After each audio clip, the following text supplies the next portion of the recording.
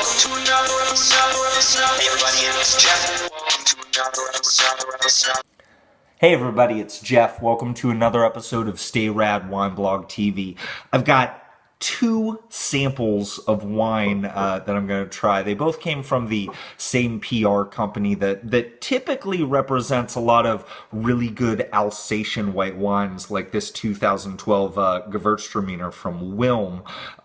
You know I'm a big fan of the wines from Alsace, France, especially Rieslings. So it'll be nice to try this Gewürztraminer. But this PR company also represents this Elena Walsh right here. This is a Gewürztraminer. It's a 2013 from the Alto Adige region of Italy. So it's another cool climate region and another cool climate grape that we're looking at. But we're going to see how these two wines compare with this awesome curry soup that my wife made for me. So I'm just gonna splash these in my glass and see what happens. I'll start with the 2012. I'll go from older to younger. So, you know, if you're not that familiar with Gewürztraminer, I'd say it's very similar to Riesling in a lot of ways. I would say typically like Rieslings, to me, have a little bit more weight to them. They're a little bit higher in the acidity level, and they've always got that really good balance. You know, some of them have higher sugar levels. Typically the stuff from Alsace, they have lower sugar levels, but there's still that balance and that richness in the viscosity of the wine that kind of balances things out. With Gewürztraminer, I tend to think of them as like the floral partner to Riesling. There's a lot more floral notes on the nose and also on the palate. They're not typically as dense as a well-made Riesling. And then, you know, sweetness is really up to the winemaker right here. Let's try this Gewürztraminer right now from Alsace, France. So on the nose, yeah, there's these really nice floral components. I'm getting like white flowers, along with tropical fruit notes in the background as well. I'm getting a little like papaya guava thing. A little honeysuckle as well, which is another one of those notes that I think of a lot when I think about Riesling, right? Now, on the palate.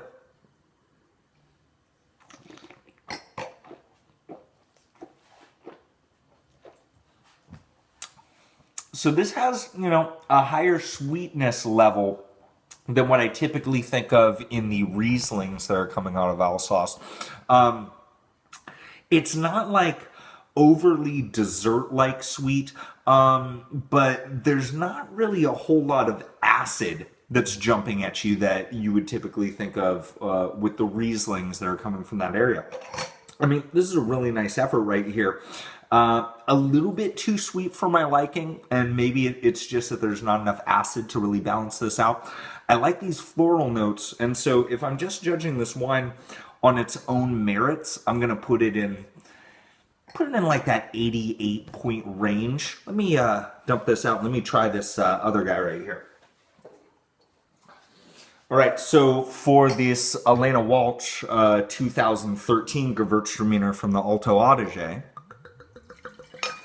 and price-wise, I should let you know, this Wilm is $15 a bottle, and when we're looking at this Elena Walsh, this is $20 a bottle. Let me switch these out for you.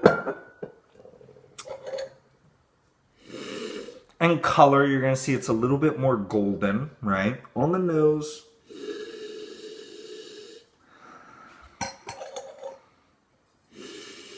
Many of those same floral notes. There's a little like river rock type of thing going. The nose is a little bit more tight on this one.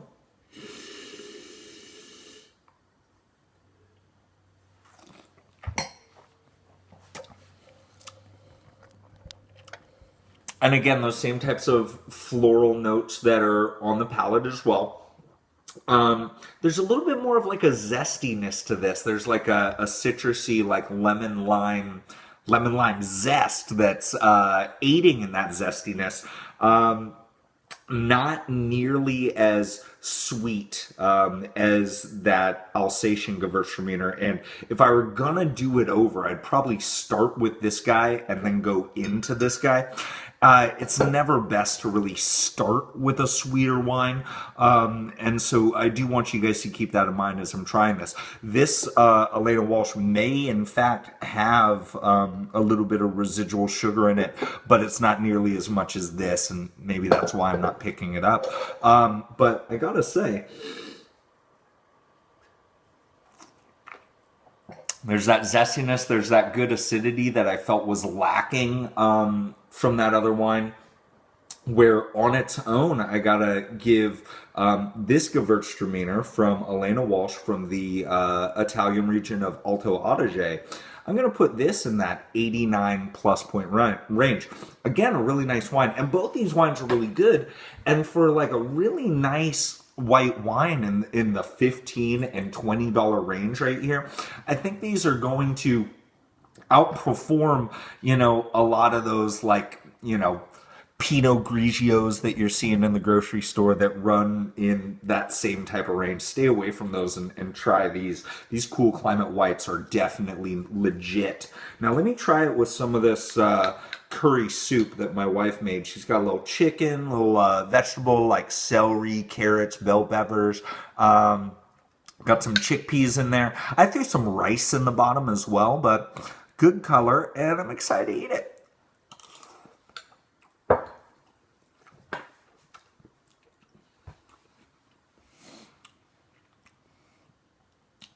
She's not really overdoing it on the peppery spices. That chicken is really adding a nice heartiness to the stock, and those celery notes are really shining through as well. Now, let's try it with the wine.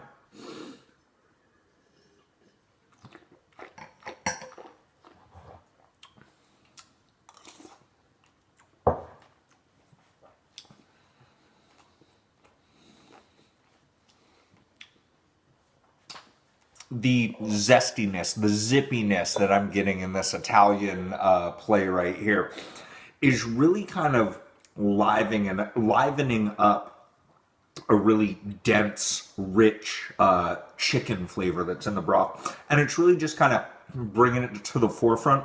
It's kind of giving like an overall, like rich, like earthy umami type of flavor to the entire palate. And I gotta say, this is very enjoyable.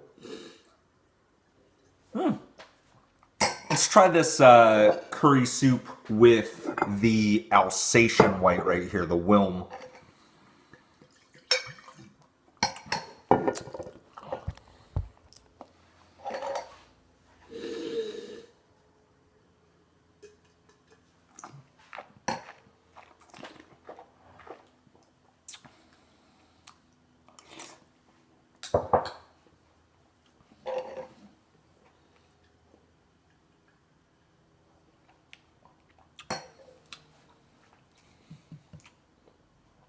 The sweetness isn't as much over the top as before when you're pairing it with, I wouldn't say that this is a spicy curry like hot wise, but like, a peppery type of curry.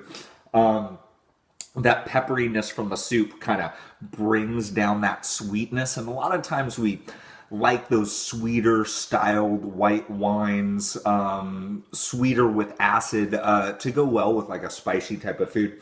I'm starting to notice a little bit more of that acid in this wine, but I really think that, I wouldn't have thought this would be the case. But I really think that this Italian white just dominated a variety that typically would be, if you asked me before I went into it, I probably would have went for the white, the French white on its own as compared to the Italian.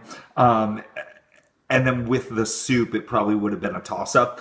But I think that Really, this is just a knockout punch right here. I'm giving it a strong 89, and definitely pair it with your spicier kind of dishes. And again, that Wilm, an 88 is nothing to shrug off. I just wish there was a little bit more acidity to go with that sweetness. But overall, two great wines. What's your favorite Gewürztraminer? Leave a comment. Let me know what you think. Till next time, everybody, stay rad. Stay rad, wine blog. Stay rad, wine blog. Stay rad, wine blog. Stay rad, wineblog.com.